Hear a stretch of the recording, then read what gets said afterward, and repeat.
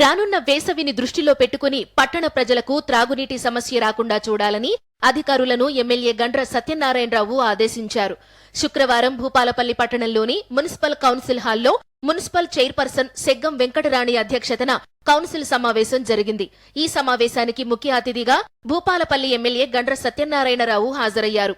ఈ సందర్భంగా ఎమ్మెల్యే సత్యనారాయణరావు మాట్లాడుతూ రానున్న వేసవిని దృష్టిలో పెట్టుకుని పట్టణ ప్రజలకు త్రాగునీటి సమస్య రాకుండా చూడాలని సంబంధిత అధికారులకు సూచించారు. చెరువు శిఖాలు, ప్రభుత్వ భూముల్లో అక్రమ కట్టడాలు చేస్తున్న వారిపై చర్యలు తీసుకోవాలని కోరారు. ప్రభుత్వ భూములను కాపాడాల్సిన అవసరం అధికారులపై ఉందని అన్నారు. అన్ని వార్డుల్లో మిషన్ భగీరథ నీటిని సక్రమంగా సరఫరా చేయాలని అధికారులను కోరారు. నియోజకవర్గంలో సరిగా పనిచేయని అధికారులపై చర్యలు ఉంటాయని ఎమ్మెల్యే హెచ్చరించారు. ఈ ప్రాంతంలో ఆ వార్డులలో ఉన్నటువంటి సమస్యలు కూడా పరిష్కారం అవుతాయి కనుక ఎజెండా అంశాలతో పోవాలి. వాళ్ళు ఖర్చు పెట్టి జమ చేయడం అనేది కాదు, ఎజెండా అంశాల మీద చర్చ జరగాలని అందరి అభిప్రాయం.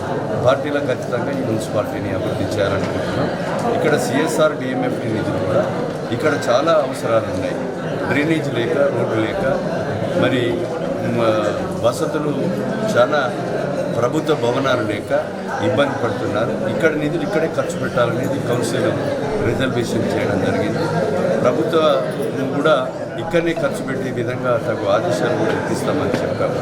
కనుక ఈ నిధులు ఇక్కడే వాడి ఇక్కడనే ఖర్చు పెట్టే విధంగా చర్యలు కూడా చేపడతాం. అధికారులు కూడా వచ్చే సమావేశానికి, జిల్లాధికారులు ఖచ్చితంగా కౌన్సిల్ సమావేశానికి రావాలి.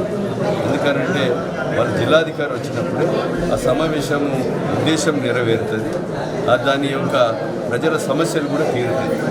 కనుక ఇవన్నీ విషయాలు కూడా చర్చకు వచ్చింది.